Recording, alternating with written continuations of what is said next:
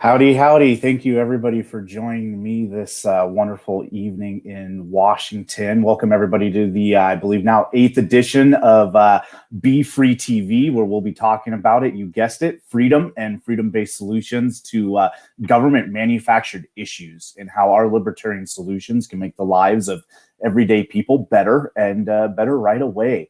So I'm excited, again, to be joining you in this format. As you're aware, we've been really focused on healthcare and insurance reform, but getting different perspectives on it and getting some insights and sharing ideas and really with the goal of moving the conversation forward and taking in information from one another. It's been very helpful to me, even for my campaign, to learn from others in the libertarian movement. And I'm excited today to be joining by Sorinne Ardeleanu, excuse my pronunciation, who's running for the Libertarian nomination of President of the United States. So thank you very much for joining me. And how are you tonight? I'm doing really well, Anthony. Thank you so much for having me on your show here. Show, we'll call it a show loosely, and I will not take offense to that. Like I told you backstage, I am not a professional podcaster. I will not be hitting you up for my Patreon, but I do appreciate everybody tuning in tonight. And if you have any questions, go ahead and pop them up. I'll do my best to pop them up on the screen, and maybe we can answer a few of them tonight. So we'll go ahead and dive into this conversation. First off, why don't you tell us kind of where you're calling from? What part of America do you live in? You're running for president. Who are you and why do you want to serve this great country? Sure. So I am in San Francisco, California, where I've spent about 3 decades of my life. And so, which is probably part of the reason I think I'm so loving and open-minded and just optimistic and positive. It's kind of this area that breeds that kind of mentality. I am running for president because I don't have a choice. I have felt called to run for almost 2 decades now. And about 10 years ago, I started feeling even more and more called, and I was fighting it, and fighting it was starting to destroy me. And then other people saw me in this position and started telling me. And so I just began surrendering to exploring this possibility. Well, maybe I'm supposed to run. Maybe I am qualified. And because I kept thinking there's somebody else that's got to be more qualified than me. There's somebody else that's got to understand life better than me that feels called to run, right? Because it's not just understanding life that it's enough, but it's actually feeling called to be in this position, because we all have different callings in life. And I've literally just surrendered, and it's been the most fulfilling journey so far. And the reason I believe I feel called is because of my own journey of overcoming a lot of adversity, and especially growing up with a single mother most of the time from Russia. My father was from Romania. He defected here. I lived with him for a few years, but mostly with my mother. And just not having much and seeing struggle, growing up on welfare, food stamps, Section 8. And my mom was in constant fear of making $1 too much, because then she would lose everything and not be able to take care of her daughter. And so I know what that feels like. And so I realized, like, okay, that doesn't work. And then, and I love my mother. I love all people. I forgive all people. So everything that I say, it doesn't come with any kind of malice, or just, when I speak, I've been through a lot, but my mother, was not the most loving. She wanted the best for me, but she used force. And that's also why I'm libertarian, because I ran away from home when I was 14, because I realized, like, I'm not going to fight back. It's my mother, but I'm not going to put up with it either. And so obviously I always wondered, why do people do the things they do? Why do people harm each other? And so I started pursuing psychology and psychiatry and hypnosis, and really understanding what drives behavior, how to influence behavior, and so forth. How does the mind work? And I basically have come to a place where I understand, what's happening in the world, why things are the way they are. And I have a plan or a vision for how to move people to, basically I've realized from a state of surviving to thriving, which has been my journey. Right? I can only teach people what I've figured out. And I realize there's so many people out in the world that are suffering, that are in pain, that are looking for answers.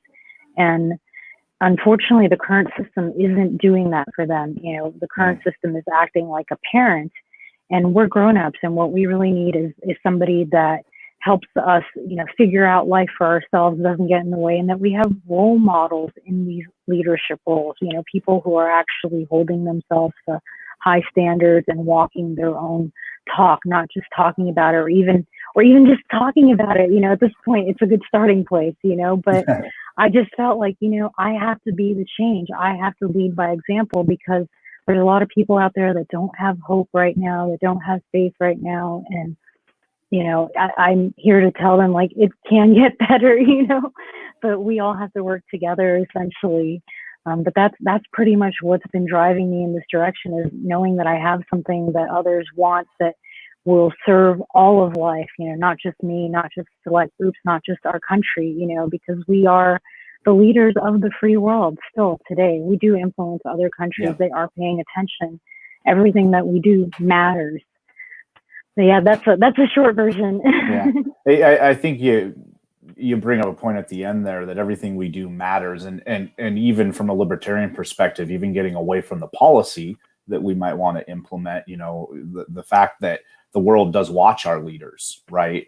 And we need to set a really high bar for how we carry ourselves, how we conduct ourselves, and to set an example of positivity and really being a genuine, what's the word I'm looking for? I don't know, you're loving people, right? And truly loving people, I think, is the easiest way to put it. And I've got a sense of your spirit just following some of your Facebook posts and, perusing your website. And I want to thank you for putting yourself out there on the line to run. It's something that isn't easy. It, like you nailed hit the nail on the head when you said, not everybody's called to run for office. And that's okay. It's okay if you're not called to run for office, but if you're interested in running it, I commend you for being brave to put yourself out there. So thank you. Yeah, well, like I said, it's been a journey of just surrendering. I realize it's not about me anymore. It can't be. Yeah, that resonates a lot with me, and I think why a lot of people that are tuning in right now, to this interview, and people that follow my campaign is, I think people can sense authenticity, and I think a lot of people realize they're getting played by politicians, and there's been so much apathy and lack of choice out there that's even driven that apathy, lack of anybody being different, thinking different, being outside the box, having different spirit, like somebody like yourself, that they're apathetic and they run away from politics. And I often hear phrases like, "Oh, if you don't vote, you're part of the problem." And, I tend to disagree with that, because if people don't vote, it's because they're not being inspired, or they're being led astray. And, I'm curious what you think about that. I agree. But it's more than that too, because I don't think I started voting till I was in my 30s. But part of the reason I didn't vote for so long as a young adult was because I knew that it was a responsibility. And I knew it was something that required time. I wasn't going to just vote blindly. So when I actually started voting, it became like an all-day experience for me of like sitting, I vote by mail, so I get everything in the mail, so I can take my time and I can research things and actually be more involved, because I found that this is one thing I'm not a fan of is when you're voting like on ballots and stuff like that, a lot of times, the name of it sounds great. Right. But then you read the fine print, it's like, oh, well, we may use the funds this way, we may not, there's no accountability. Right. And it's just, and I think it's very deceptive, and a lot of people don't have the time. We don't give them that time. And so I can also see people not being involved because of that. At least I hope that's a reason that some people are involved, is because they actually take it responsibly and they don't want to just vote blindly the way somebody else tells them. That's my my part of it. So that's why I didn't. I think you probably nail it there as well. And another caveat is, even the people that don't have time, that just don't care. Right. But there's just so many people that, life is busy. Life is busy, right? And anytime you spend in politics, you're taken away from your friends and your family is usually what you're doing. So I don't blame people for maybe shying away, but I would encourage you to find ways to get involved, even if it's one day a month or one day every 6 months. Put it on your calendar and be like, I'm going to go to a city council meeting just so I can learn what these people are doing, and like hold yourself accountable to doing it. Well, look, I know that we've all heard this before. We all have the same 24 hours in one day, right? And what I've realized, it's really about how you prioritize what's important to you. So, for example, for me, like I have been prioritizing for the past decade, figuring out how life works, because that's really important to me. And now I've been immersing myself in this because this is really important to me as well. So it's really about prioritizing what's important to you. And the reason I mentioned like this, for example, should be important to everybody, even people who are turned off by it, because our lives are all influenced by the people that are, essentially writing and influencing legislation. And so if we don't get involved, we don't really have a right to complain. Not that I actually encourage complaining in the first place, because that doesn't change anything, but you have less of a right to say anything about the system if you're not contributing to it, if you're not getting involved, if you're not getting educated, and so I think it's really important, and again, when you're ready, because like for me, I wasn't ready and I understand it. So I don't want to make people feel bad who don't feel ready, because this is a responsibility, but I hope that people start to prioritize it and realize that they can control their experience of reality if they get involved, that you can make a difference. I'm on an advisory board member of a nonprofit out in New York that helped pass historical legislation, right? For the first time in history, prosecutors are going to be held accountable in New York State. And so, I'm part of this nonprofit. It's called It Could Happen to You. And so they're changing history, right? Anybody can do it. Yeah. You just have to have people that are passionate, that are committed, that have their hearts in the right place. I mean, that's really the key to succeeding in anything in life, is just like having your heart in the right place, being logical about it, and being passionate. That's excellent. I appreciate that a lot. And I think the more that we can find folks like that think like that, the politics will become healthier, right? I know there is in no way, shape, or form are we going to wave our magical libertarian wand and solve all the world's problems overnight. But just moving the conversation and maybe a healthier dynamic. I think we all see on Facebook and Twitter how divisive everything is, and I've fallen victim to it myself. And frankly, getting to know somebody like you that's able to stay probably way more positive, it sounds like, in the political sphere. It'd be good it's good for me to hear somebody like you speak, because politics is difficult. You're involved, right? You see the what's going on behind the scenes, and it can eat at you a little bit. I'll admit here, and I've been really trying to make sure my head and my heart stay focused, right, on the positive things and what the goals are and how we want to help people. And it seems like you're already doing that. So good job. Yeah. Well, Anthony, I think you'll agree, is the challenge is being able to see through it and understand what's going on and why, and trying to figure out the best way to change it to the more ideal where everybody wins, not just the government. Yes. We the people need to win too. That's the great thing about libertarianism is, our philosophy. I'm sure you get this, I'll get questions, some people follow on the Facebook page. They'll say, what do you think about this? And it's like, well, first off, my opinion is mostly irrelevant here. But my goal as somebody running for office as a libertarian is to make sure you get whatever you want and that your neighbor gets whatever they want, so long as you don't force each other or take from one another. Well, and as long as you earn it. Yes, right. It's not going to be just giving it to you, and by government magic fairies that manufacture things out of thin air. And, I mean, I'll take a fairy, right? Some unicorns, some fairies. I mean, nod to Vermin Supreme, right? But it's. Anyways, I digress. There, I appreciate where you're coming from. Well, actually. I want to make a comment, because you've made me think about it a couple of times now since you've been speaking. And, a big part of one of the things I'm trying to help people realize all over the spectrum, whether they're in politics or not, is that we reap what we sow. That's why people talk about the golden rule, treating people the way we want to be treated. We can only manifest whatever we're putting out there. Yep. You and I, we're planting seeds here. Right, whatever we're talking about, that's what we're planting, and the more we talk about it, it starts to grow. And so a lot of people don't realize it's like they want to live in a peaceful world, a loving world, a healthy world. But what are they doing every single day throughout the day to create a peaceful, loving, and healthy world? Are Are they being peaceful? Are they being loving? Are they being healthy? Or are they creating, chaos and hate and disease? And people want to blame other people for, we're going into healthcare, for the condition of their life, but they don't want to take responsibility. And obviously this isn't everybody, but that's why I joined the Libertarian Party, is there's a lot more personal accountability, self-sustainability, it's just, you realize that you control your reality and nobody else. Again, yes, the government can take away certain things, give you certain things, but at the end of the day, you create the state of being that you're in and the world that we're in. You can take control of your own destiny a little bit, right? I mean, you still got the monkey on our back, or the King Kong, in this case, the government, but you at least start taking ownership, changes things pretty drastically. So, in respect to healthcare, so thanks for the segue. Awesome. You've done a couple interviews. I can tell.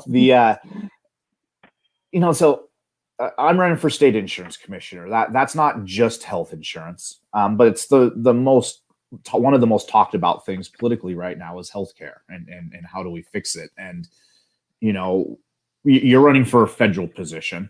I got involved in politics in part due to Obamacare. I was an insurance agent at the time selling auto insurance and things of that nature. And when I saw that Obama was passing a law that was going to mandate insurance for the entire country and then fine you if you didn't have it, my first initial thought was, well, that's a cozy deal for the insurance companies. That's a pretty cool handout they're getting. And then years later, and this is what ultimately catapulted me into this particular race, is my wife and son lost their health insurance plan due to overregulation, specifically here in the state of Washington. So, I'd voted for Obama in 2008. By 2010, he told me I could keep my insurance and keep my doctor. And by 2015, I lost both for my wife and my toddler. So I'm curious from a libertarian perspective, but somebody running for president, what do you think the federal government's role in healthcare is, and what are your thoughts on that? Is in a overriding idea? Sure. So I like to think of myself as being a libertarian before I even realized that I was libertarian, because I didn't know what the party was about. So I'm speaking from that place. So I do believe it's in alignment, and if I'm wrong, let's talk about it. And I think this is a slightly different conversation than most people are used to hearing. So I have my own journey with healthcare where I had very severe post-traumatic stress disorder when I was in my late 20s, early 30s. And it was debilitating in the sense where I had back spasms, ulcers, I had lost my voice. It was very severe. And I tried going the Western medicine route, that everybody is prescribed. I went to all these different specialists, endocrinologist, gastrointestinal doctor, OBGYN, everybody I could see. And none of them could help me. And it wasn't actually till I started seeing a holistic chiropractor that I got better. And so it actually really woke me up. And I'm a chiropractic school dropout. I was going to be a doctor, but I realized I was enough without a piece of paper. So that's my views on education in a nutshell. But I realized that with healthcare, one size does not fit all. And I've actually been surrounded with lots of doctors for these past decade as friends, as colleagues. And so we have a lot of conversations, and doctors, including MDs, the traditional kind, and the non-traditional kind, including lots of chiropractors. And what I hear across the board, there are outliers, is that, most people are not addressing disease correctly. We're looking at symptoms, right? Instead of the whole being, the cause.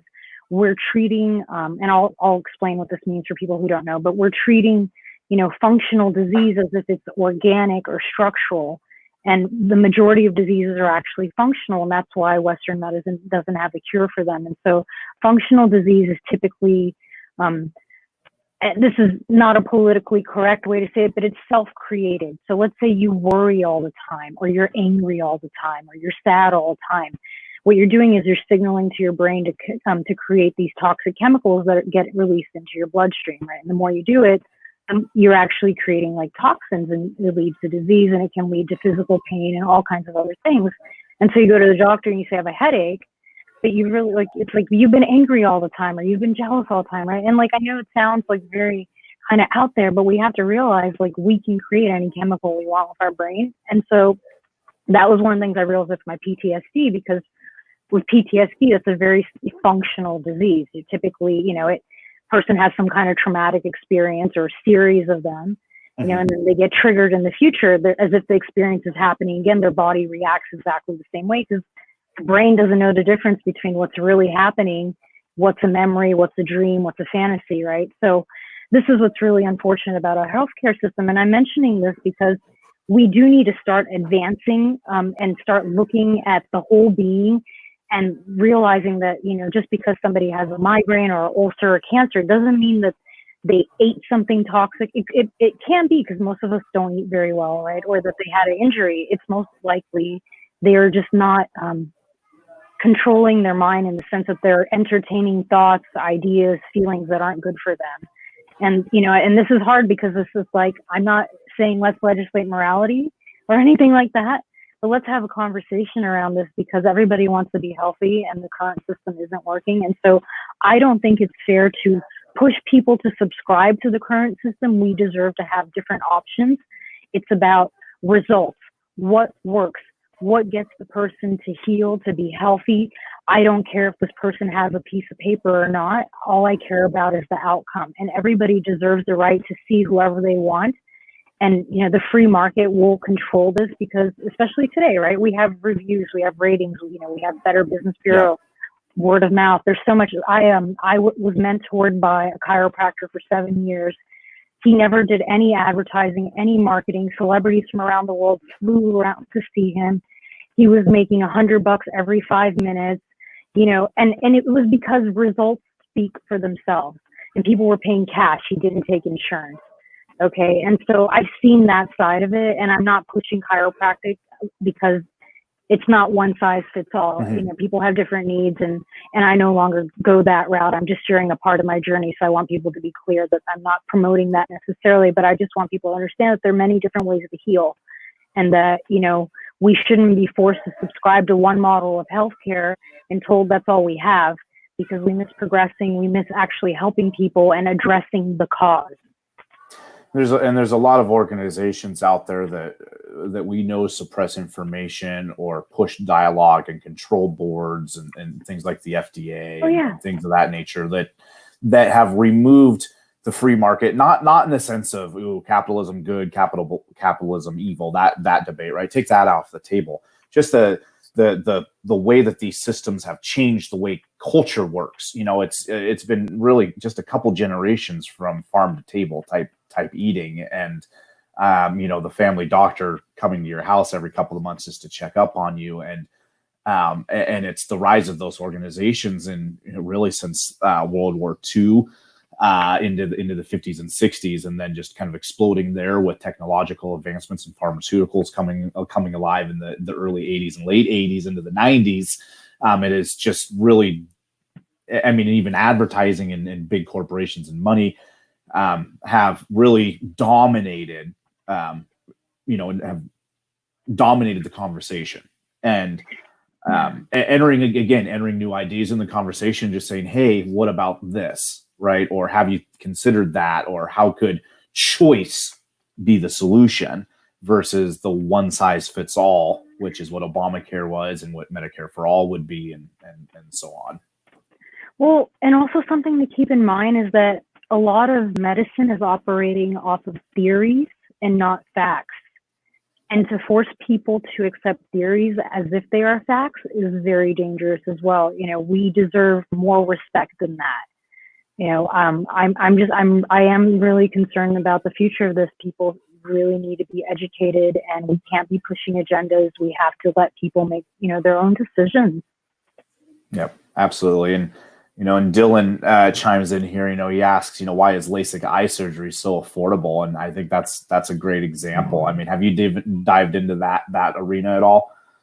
It's been a long time, but I remember it was something like, $25,000, and now it's $2,500, maybe even less.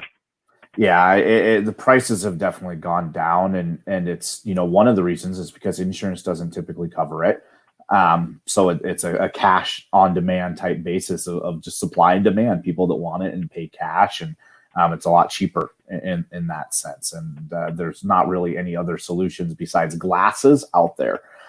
So you all of a sudden you enter a new solution to people and you pay cash for it. And as soon as the technology catches up after a couple of years and it's like able to be mass produced because everybody figures it out, all of a sudden it's dirt cheap in a sense. So I think the more we can embrace that flexibility and just letting getting down to the principles of how can we pay cash for things by reducing the cost of the healthcare on the first place, on the front end of it, because if we don't reduce the cost of the care, the insurance is always going to be bonkers. Well, my goal is to reduce the need of care, to focus on prevention, right? To actually teach people unbiased information on how to attain health, because we have people pushing different agendas. And one of the things that our Constitution says that we're supposed to do is to promote the general welfare of the people. And so the leaders of this country should be genuinely promoting ideas that are actually going to reap the results that people want as far as attaining health goes, instead of pushing different ideas because it's profitable for somebody. I think that's really important, is that we do have to, want the best for our people, because, I always think about, we're only as strong as our weakest link. We have to help each other. The bottom rung of the ladder is just as important as the top. You can't get to the top without there. They're all necessary. So we have to take care of each other. You talk about, maybe giving ideas and suggestions, which I think is key. And you talk about the constitutionality of what the president's role is supposed to be. And something that I love kind of touching on is veto power. As a libertarian, right? So let's say we get a libertarian elected. Let's say by the powers that be, you end up in DC someday. We'll talk about veto power and why you think what's the role of president in supporting good legislation or bad legislation. What do you think there? I think there need to be more conversations around changing legislation, whether it's adding, vetoing. There needs to be more transparency. The president should not act like a dictator. That's one of the things, I believe in. I think I might have mentioned it before we started this, in collaboration and communication, because I believe that not one person has all the answers. The president doesn't have all the answers magically because they're the president, and so it's really important to communicate and really understand, what are the results of certain legislation. Do things need to be changed? Is this, I'm not into impulsivity. I believe that we need to be very thoughtful when it comes to legislation, because we don't want to just, for example, I love freedom. I want everybody to be free, right? But what I have learned in my own journey of freedom in the past 10 years, because I've been able to do what I want, when I want, how I want, and with whom I want, freedom is a responsibility. You don't just throw it on somebody.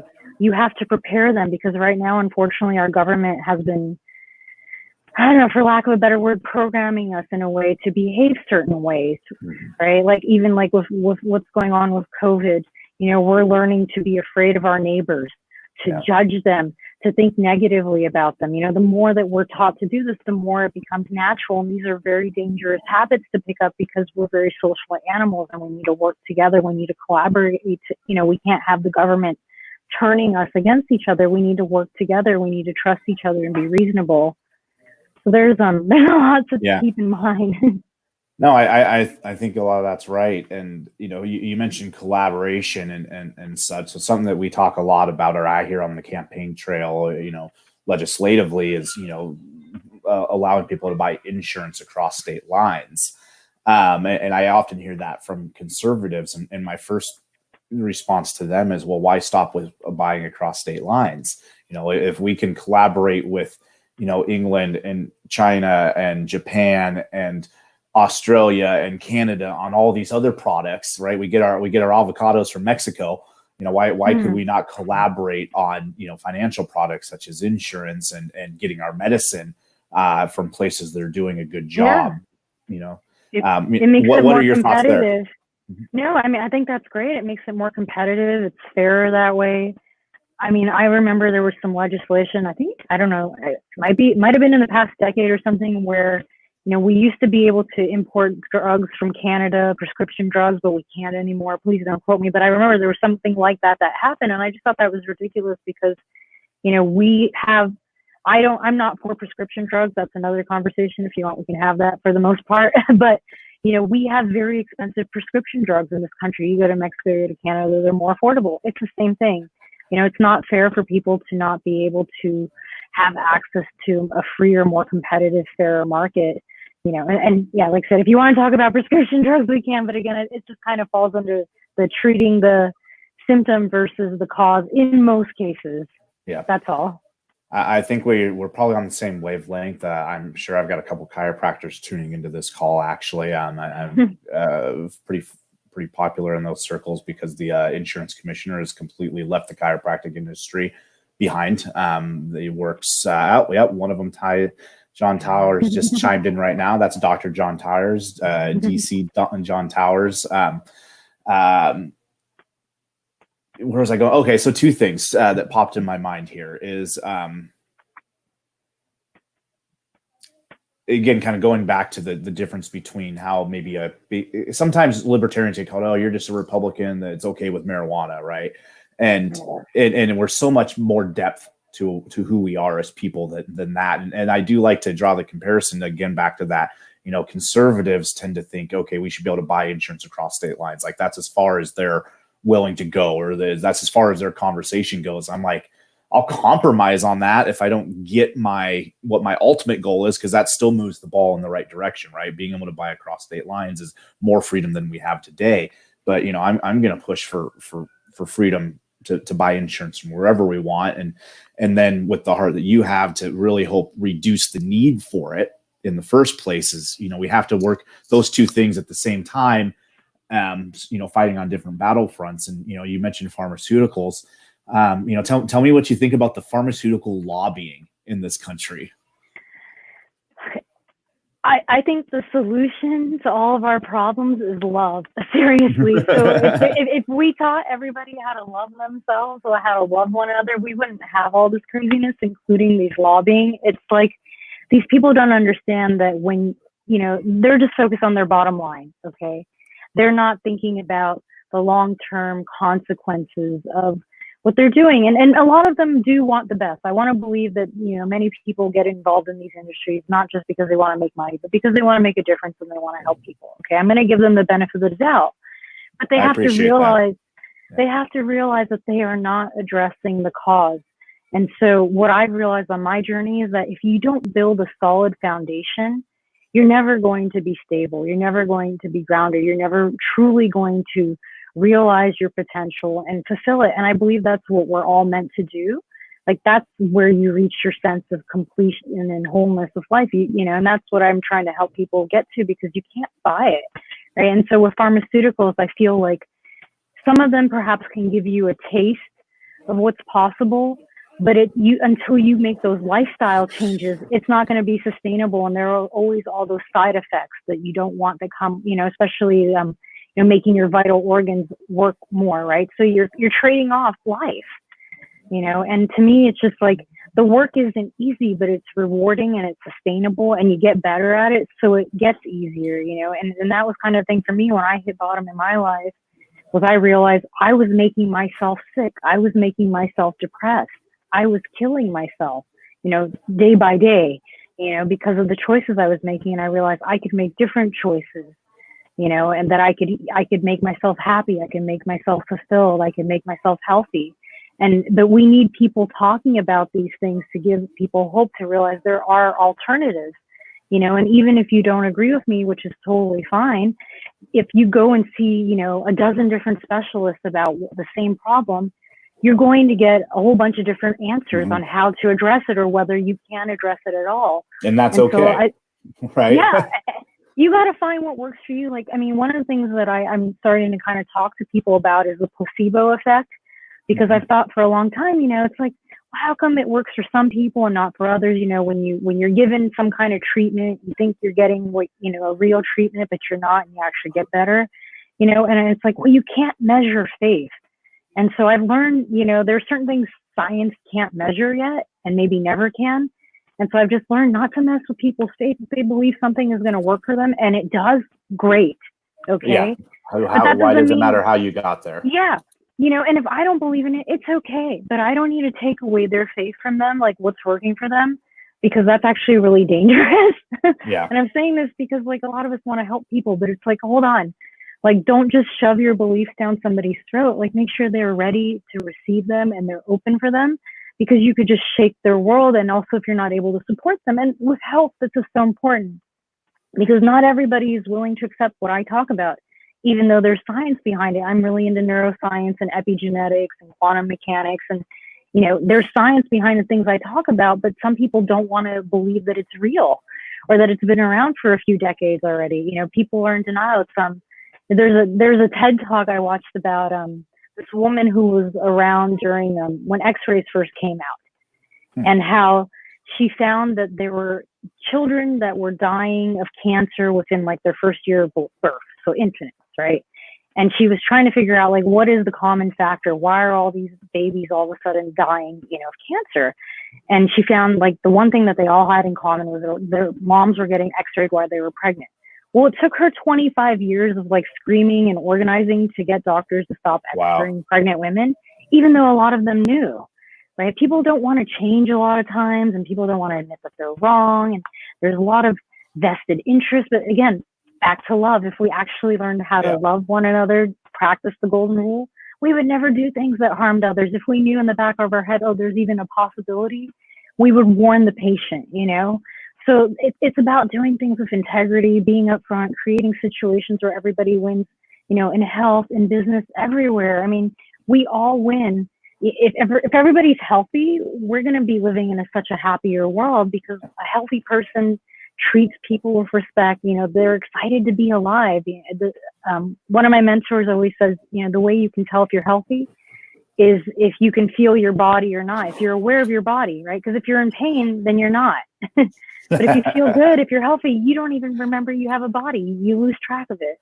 Man, I helped move a 75-foot tree that our neighbors felled yesterday and today. So I can feel my body today. So I'm glad to be alive and grateful for that feeling. And I probably should have been exercising more the last couple of weeks, which is that personal responsibility that you talk about. And unless things affect the people around you and affect the healthcare system and affect the costs that we're all, paying into, even if we all have insurance, right? The less healthy we are, the more expensive it's going to be. And I appreciate that you really want to attack what you believe is the root cause. And I think the kind of spirit stuff that you're talking to, and the heart and the love angle, it really resonates with me personally. I'm going to share this with my wife actually tonight. She'll love listening to you. And I can actually already think of a couple of her girlfriends that your message of love, logic, and liberty will really resonate with, which actually, by the way, our Kitsap County chapter out here locally in Washington, you have some, I'm one of the delegates here for Washington chapter, so shameless plug for them. Their slogan is actually love, logic, liberty. And our vice chair, Tiffany Diaz de Leon, helped come up with that a few years back. And maybe you'll get to meet her if we have an in-person convention here. But with that said, we've got another minute or two left. Go ahead and tell us how we can stay in touch with you, have a conversation with you, learn more. Go ahead and make a little pitch if you like to the delegates that might see this. Why you think your message is the right one for the top of the ticket in the Libertarian Party, and you have the floor for as long as you want. Sure, thank you so much. So I have a website at Sorinne2020.com. And there are tons of videos, interviews, essays that I've created and put up there to get to know me. I'm on Facebook, Instagram, Twitter, LinkedIn, Sorinne2020. So I'm really easy to find. And I believe that I should be the party nominee because I bring something not just to the party, but to the election and to the country that no other candidate brings. And I bring courage insight, authenticity, love, and reason. I've been preparing for this position for the past 10 years, and I just realized that we need a leader that is invested in developing themselves, that is prepared, that can help us transition from where we are today to where we want to go as gently and gracefully as possible. That's awesome. That's awesome. I can tell that you have a good heart for the people that you want to help, just make their lives better, which is what we led with at my introduction.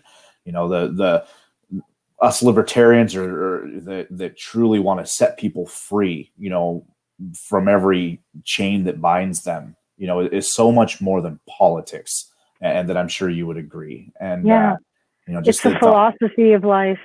Yeah, and just to help people and empower them and encourage them. And that's why, anybody that's listening here today, I encourage you to get involved with your community. I know life is busy. I know life is a lot harder than it, especially today, than it's ever been before, for at least maybe our generation anyways, the last, 40, 50 years, maybe. I don't want to overstate what we're doing right now in comparison to some other tough times in history, but focus on, for me, I've been really trying to focus on being glass half full, thinking positive thoughts, which is not always easy, especially when you're feeling held down. So I encourage folks to come at things with a spirit of positivity wherever they can. It'll definitely make your days better. And find somebody in your neighborhood to connect with and love one another and help one another. And, maybe do it off of Facebook now and again. We might be a more peaceful society and with the heart of finding ways to coexist with each other, right? If we can find ways to coexist, which requires freedom to not coexist, right? Which is what something the government takes away from us. It takes away from our ability to disassociate from people that are maybe negative and or situations that are negative and that we're not able to get our lives away from. And, so our libertarian thoughts, our ethos, our, being able to love one another enough to leave them alone, but also to be there to help them when they're ready, right, at their pace, which is something you had touched on earlier, right? We can't shove these things down people's throats. We got to help people when they ask for help, right? And maybe set the example in the meantime on why we believe these libertarian values are the key to a peaceful and happy society. Yeah, thank you. Awesome. Well, I appreciate everybody tuning in tonight. Follow us both on Facebook, social media, Twitter, whole 9 yards. If you like what you hear, invite your friends to each of our pages. Let's share this message of love, logic, and liberty and peacefulness. And, I wish everybody has a great night. Thank you so much for joining us, and go hug a family member tonight. Yes. Have a good evening.